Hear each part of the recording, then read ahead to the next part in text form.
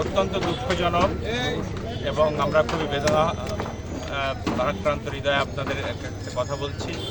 কারণ আপনারা দেখেছেন যে নির্বাচনের ঠিক 2 দিন আগে বাগেরহাট শহরের এই প্রাণকেন্দ্রে এই মুক্তিযুদ্ধ কমপ্লেক্স এখানে যে আগুন ধরেছে, তো আমরা ঘুরে দেখলাম যে বিশেষ করে 3 তলার যে প্যাথোলজি এবং নিচে যে দোকানগুলো ছিল সেগুলো পুড়ে ভস্ম হয়ে গেছে। তো আমরা জেলা প্রশাসনের সাথে যোগাযোগ করেছি, যেহেতু এই বিল্ডিং জেলা প্রশাসনের তত্ত্বাবধানে এটা পরিচালিত হয়। তো আমরা আশা করব যে অনতিবিলম্বে প্রশাসন এটা সুষ্ঠু তদন্ত করে যদি এর ভিতরে কোনো নাশকতা থেকে থাকে তাহলে সেটা যথাযথ আইনি প্রক্রিয়ার মাধ্যমে এনে দ্রুত বিচারের আওতায় আনতে হবে।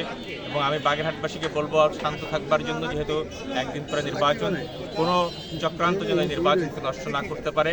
গণতন্ত্রের যে বিজয় আগামী দিনে হবে সেই বিজয় যেন অব্যাহত থাকে। আর ইনশাআল্লাহ আমি যদি সংসদ সদস্য নির্বাচিত হতে পারি তাহলে এখানে যে ক্ষয়ক্ষতির যে বিষয়গুলো আসছে, বিশেষ করে আমার ক্ষুদ্র ব্যবসায়ীরা, তাদের এটা যথাযোগ্যভাবে তাদেরকে কম্পেনসেট করা হবে।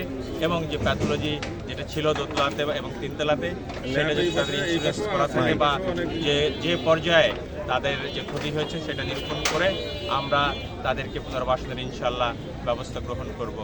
আর প্রশাসনের কাছে সর্বশেষ বলবো যে আপনারা অনতিবিলম্বে কমিটি গঠন করে এটা তদন্ত করে এটার আপনারা রিপোর্ট প্রদান করবেন এবং আইনি ব্যবস্থা গ্রহণ করবেন।